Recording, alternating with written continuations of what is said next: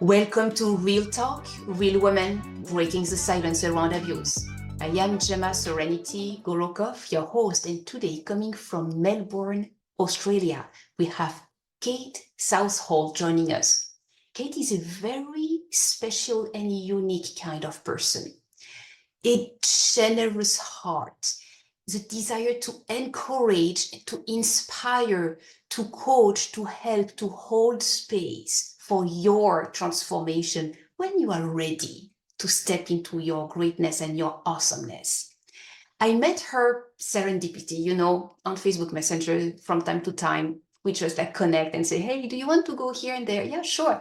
And we start to talk. And I was very surprised because she started inviting me to a 4 hours free masterclass about, I think it was mindset mastery. And I was exactly at that moment in time thinking, okay, self-mastery is one of the big topics that I'm teaching about in my academy on gns.academy. That is huge. And she invites me to something that is very similar to what I'm doing. And I'm here, yeah, sure, absolutely. What I did not expect is the level of transformation during these 4 hours and how amazing I actually got to know her as a real person. And now we are working together, we are building together, we are growing together, and we are inviting you to join the team. So welcome, Kate. We have things to talk about today, right? Yes, we do. All right. So as we are on Real Talk, Real Women, Breaking the Silence Around Abuse, can you please introduce yourself, some part of your story, of course, with an emphasis on the kind of abuse you overcame in your life? It can be everything from self-abuse to domestic violence. Everything in between is included in that. All right? Yes, it began at a very, very, very early age in a cult environment. So I was taken into a cult by my mother at the age of 7 and was selected by the main house within the cult environment. So the abuse started very early by multiple people in that community. That occurred for a couple of years until my mum actually escaped, and we were sort of dropped off into the street at that stage. So the abuse continued on the streets. I never went down the path of prostitution, but obviously living on the streets, it's pretty tough, and you're abused in so many different ways. And the abuse continued pretty much all through my life because I was choosing men to continue that abuse. So mental abuse, physical abuse, self-abuse from a level of when I was diagnosed with type 1 diabetes. I can honestly, which I've probably never said before, except right now, in honesty, that I tried to overgive myself insulin on at least half a dozen situations which should have probably ended my life, but didn't, I think, just because I'm meant to be here. Wow. When you mention a cult, and when you mention you were chosen, and then you mention abuse and escape, it can resonate in a lot of different things. I'm not sure what was your experience as a kid from 7 to what, 11 years old, 12 years old? Yeah. Something like that. So what was going on in that cult? I was raped on basically a daily basis. So I was either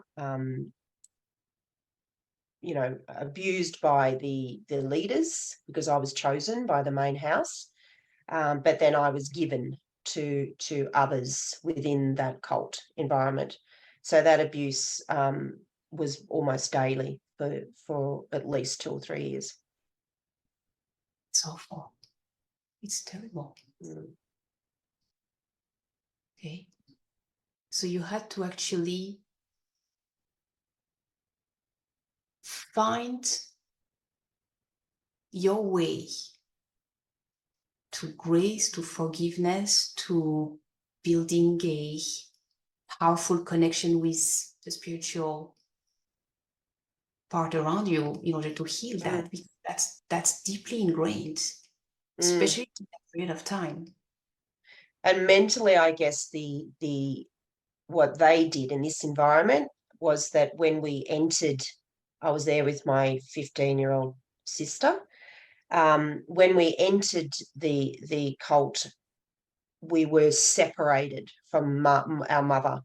So we actually weren't allowed to have any contact with her. So we may have eaten in the main kind of community hall on sort of a long table environment, and she might have been even opposite me. However, I was not allowed to make eye contact, or I was really severely beaten. So, you know, I was in a very unusual position because I was being physically abused. I had my mother present, but I wasn't allowed to communicate with my mother at all about what was going on. And over those 3 years, I'm sure that she was very aware of possibly what was happening. But when she escaped, she made no attempt to take us with her. She actually escaped and left us behind.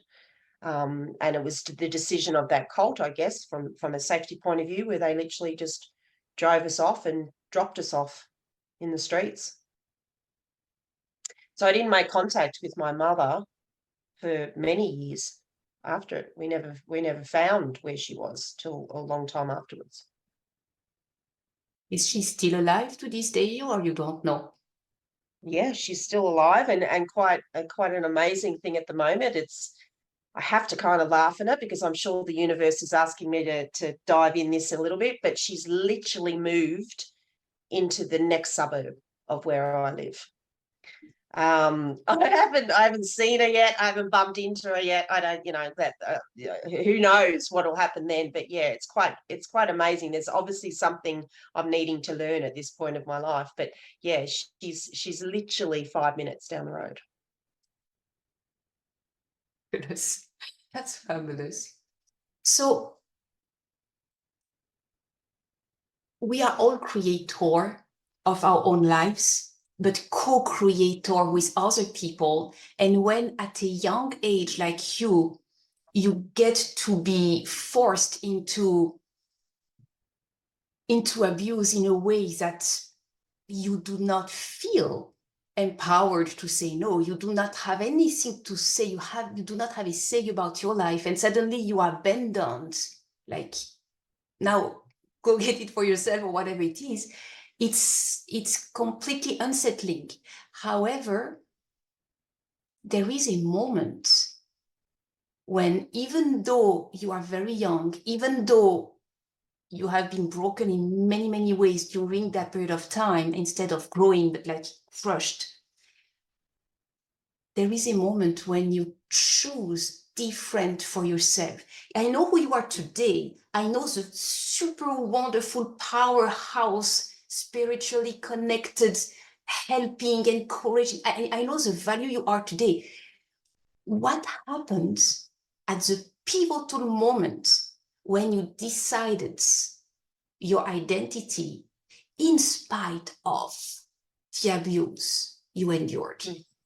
What happened? What? It's when I took the time to understand the importance of actually doing some work on yourself. So I used success, being courageously successful in business, in life.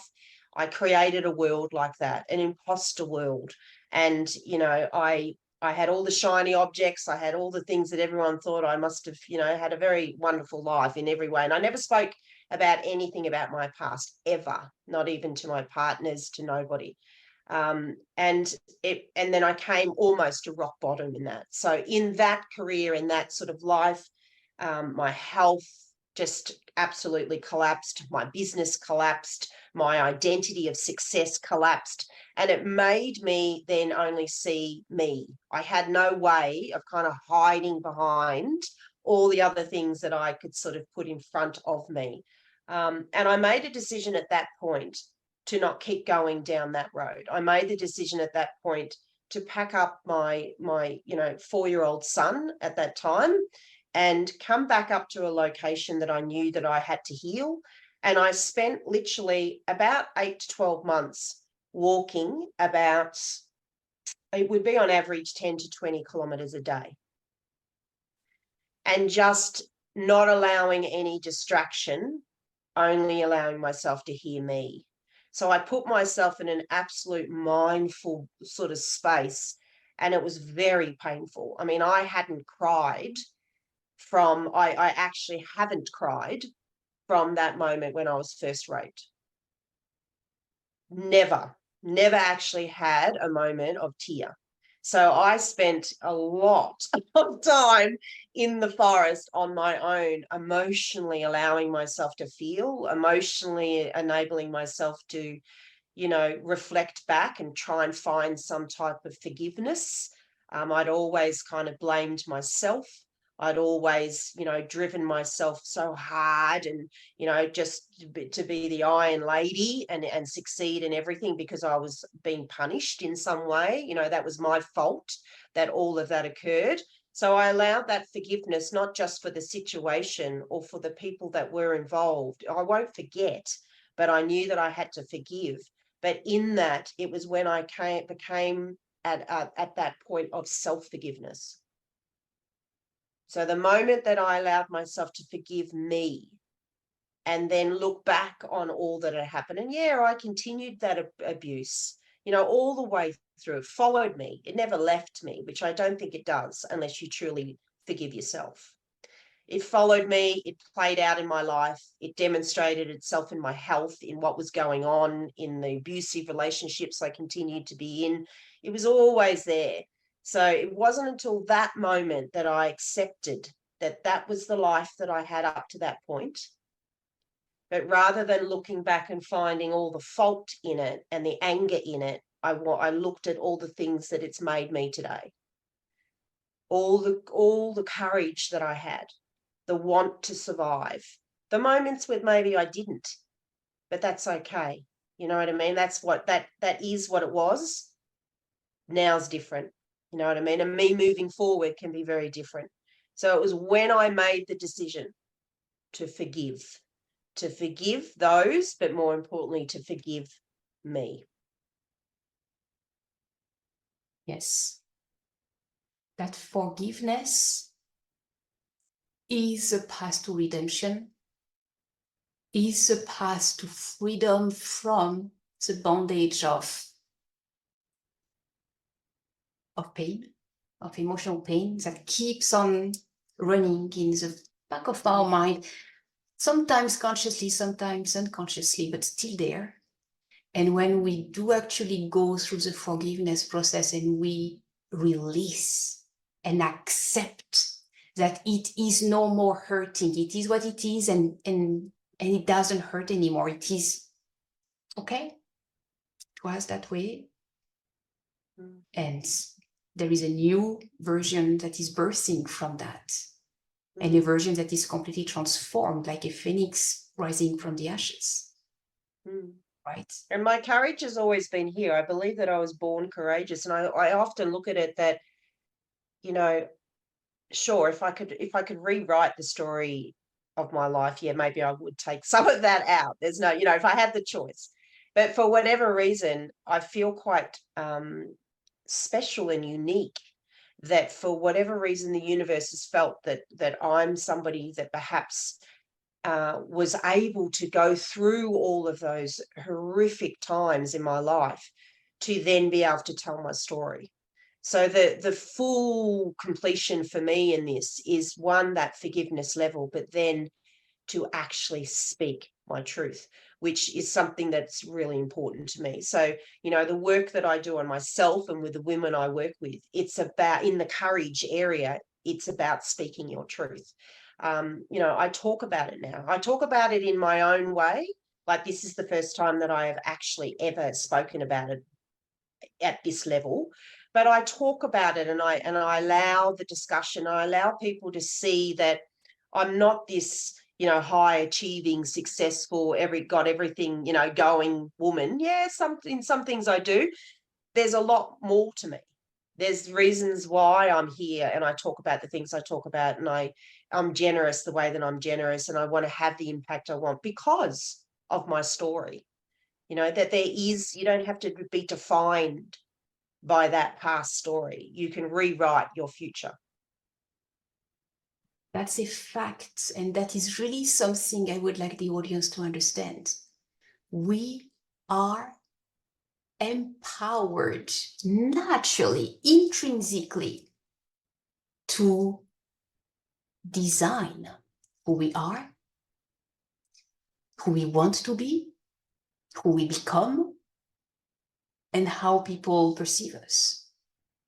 We are able to choose. And only through the forgiveness process to release all the hurt and all the rage and all the anger and everything that is like the injustice that you have suffered and endured, only through that forgiveness of self can you actually move forward in a beautiful life, like rising after abuse, like okay, you are still here around, that's a good news. You can still work on yourself and you can still have a wonderful life. And it is constant work. Like I do say that, like, you know, if you go through trauma at the sort of level that I have over a long period of time, and then, you know, haven't got that level of support from mother or father or whoever it is, you know, so you feel very solo in that. You know, it's a dark place, and it's something that constantly has to be, you know, looked at and allowed to be looked at. You know, I journal every day about it. I talk about it as much as I can. I reflect every evening on me and the decisions that I've made even in that day, and keep in touch with all those things that trigger and have triggered me, to make sure that, you know, I'm always moving forward. That it's that thing with that rewrite of your story. I love nothing more. I see each day as a blank page in a future book. And it's about reflecting on the page before, and then, you know, making the next page even better, even more exciting, and even more challenging, and whatever it might be. But it's a continual book. Your life, I think, should be seen as a continual book, not defined by one moment, not one moment in time. It's interesting what you say, because oftentimes what we do not realize is that we allow one moment in time to define ourselves, and we run with that identity for decades and decades and decades, until one day, just one day, we realize, oh my gosh, where do I come from? Right? What did I put as an identity on me? Oh. And I remember I think she was, I don't know, 23 years old. It was one of my son's girlfriend for a moment, a few months. And I remember she was asking me, like to a mentor, like, I don't know who I am. Yeah, that's an interesting question, because you actually choose who you want to be. You can discover who you have chosen previously to be, that still plays out today, but that is a choice. If you choose to try on the identity that someone in your surrounding labels you. And finding that can be different for every single person. You know, that's what I believe. And I think, you know, we can't find the answers from somebody else. You know, I say to my clients all the time, and I'm sure they always, oh my God, she's saying it again, is I always say, you've got the answer. So when it comes to this situation, if you've been a victim, if you've been in that sort of place, you've got to find a way for forgiveness. So you can't just seek the answer or be given the answer. You have the answer. So you've got to create whatever it takes for that to be seen. And for me, it was literally moving to a location that I knew would allow me to open up to that. And I gave myself the time. I gave myself that mindful time, and put myself in an environment like nature. For me, that's what kind of inspires me in that moment, that allowed me that process. So you've got to go and find it. And sometimes that can take a little bit of work, but it's worth it. It's worth trying to work out how you can actually start that forgiveness, how you can start coming from a place of love of who you are, not anger, fear, hate, sadness, all those negative emotions that'll just play out negatively in our lives moving forward. Mm-hmm. And our body is an excellent feedback machine. Because whatever you think and whatever you believe in the deepest of your core will eventually show up in your body. Absolutely. One way or another, something. Yep. At the peak of my success, so you've round about the 28, I was 28 when I was first a multimillionaire, when my businesses were, I started very early. I lost a kidney. And then, my next time of absolute fame, was around that 31, 32 years of age, when again, I'd gained, a lot of high opinion, and my business was doing very well, and I had it all. I had all the cars and the houses. I got diabetes type 1. And then that's that kind of story for me has played out all the way through. And it still does, it still does in some ways. For me, it's an indication that more work needs to be done. So again, I try and look at it not so much like judgment of self, criticism of self. Here, I've done it again. It's like, okay, Kate, well, now we're going to have to reset. Now we're going to have to do the work again. We're going to have to think about this. We're going to have to work out what you need to do to go back to that place of forgiveness. That's why I said it's an ongoing process. But your body absolutely will often be demonstrating what's going on up here. What's going up on in the mind. Mm-hmm. It's amazing when you really, really become conscious of that, because that actually empowers you to make the decision. How do you want to go through life from now on with that new things that just showed up in your body, or that new experience that you did not expect, that absolutely changed the trajectory of your life again. But all of that starts from within. There is a spiritual solution to every problem. That's a fact. And there is also a energetic reason for everything going on in your body and in your life. And I know that you love this saying about me, because it very much kind of illustrates my understanding of living courageously. And it's you need to have mind body awesomeness connection. I remember that you were like, oh my God, that's so funny. Because it's normally mind body soul, but for me it's just how I've created who I am today, by seeing these things in my life, yes, from a place of courage, but you know what? I'm not giving up, because I want to venture. I want to be awesome. I want to experience everything that I can. And I know that I'm going to get there. I've just taken a slightly different, harder road than maybe some others. That's fascinating. So tell us a little bit about your business. How, I know all those masterclass, but how do you actually make the world a better place? What do you put out? A lot, I know, but I'm going to allow you to say it so that people can hear it. I've really consciously tried to put all of the scars, all the bumps, all the successes, all the knowledge, all the courage, all the adventure, all the things that I've ever done in my world. And again, it's been created from a place of forgiveness. So there's a lot of love in it. And I've included that in all that I give now to other women. So I give this sort of place of, my program is all about clarity, care, and courage. So everything that I do with the women that I work with is around finding that clarity of you. It's that story, that's where I go in there. Who are you truly? Who could you potentially be? How can you break through the fear? How can you let go of the anger? How can you get to that place of forgiveness? And what is the life that you truly want to live? What is that life? And then I move into, which is funny, because sometimes I get women say to me, yeah, but you've had so many things go wrong health-wise for you. And I'm like, yeah, but that's why I work in care. Because, I'm a testament. I'm a living sort of case of, if you don't deal with this, you know, if you don't gain that clarity of your why and your purpose and go for it, it will play out negatively, not just around you, you know, externally, it will internally. So that level of care, that love, that self-compassion that I didn't have for an incredibly long time. So, you know, and I'm still got work here, and that's being honest, Gemma. Like, in the place of love, you know, I have to work hard on fighting those limiting beliefs that I am here and I deserve to be loved. But I'm understanding that I have to love myself deep enough for order for me to see the love that then I deserve.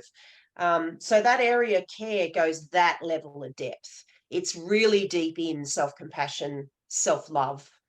And if you want to be successful in all that you want to be in life, I believe that you need to treat yourself with that level of respect. And then obviously courage for me, everything about what I do, and known as the Courageous Inspirer Coach, I absolutely just love living courageously. And I love watching women around me living courageously. And in there, it's about that sort of speaking your truth, but it's even more than that. You know, it's doing it. It's doing the things it's required, doing the work that's required, and not letting anything hold you back. So the courageous area for me, I move that into everything and all that I do with the women that I work with. And I hope that I inspire others by telling my story and living my life and being honest and authentic with integrity at that level, that you can, regardless of where you've come from, regardless of your experiences, you can write your future story. How amazing is that? Thank you so much for sharing that key concept, that key element of forgiveness, of choice, of courage, and of constantly continue to do that shadow work, do that inner work, like find out what are those triggers in you and where they come from, and what is a belief that leads to that frustration because it doesn't work the way you expect it to be through your belief. But if you would believe something else, how would that play out? And it would play out so differently. And this is where you realize there is not one truth. There is what you believe to be true. Yeah. Yeah. And we all have the power equally to succeed in anything that we want to in life, regardless of, you know, the injustices, or, you know, and I'm not taking it away from that. But you can be whoever you want to be. We all still have that power. That, as I said before, that moment doesn't need to define who you become. You've still got that power to be courageous. You can still seek that clarity, and you've just got to do it with a lot of self-care. It's so true. All right, Kate, if people want to connect with you, what is your main website or your main link that you tell people to find you? Yeah, so the website's called Freedom, Empowerment and Impact. So that's the name of the website. And we also have a courageous group. So this is a private Facebook group where I work with and support. And you know what I'm like, there's a lot of good stuff that goes in there.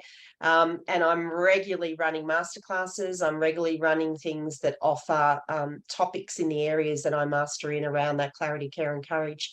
So the website is one option where your freedom, empowerment and impact, but certainly the group page, which I'm not sure if I drop in or I give you, and you can get that out if it needs to be let out.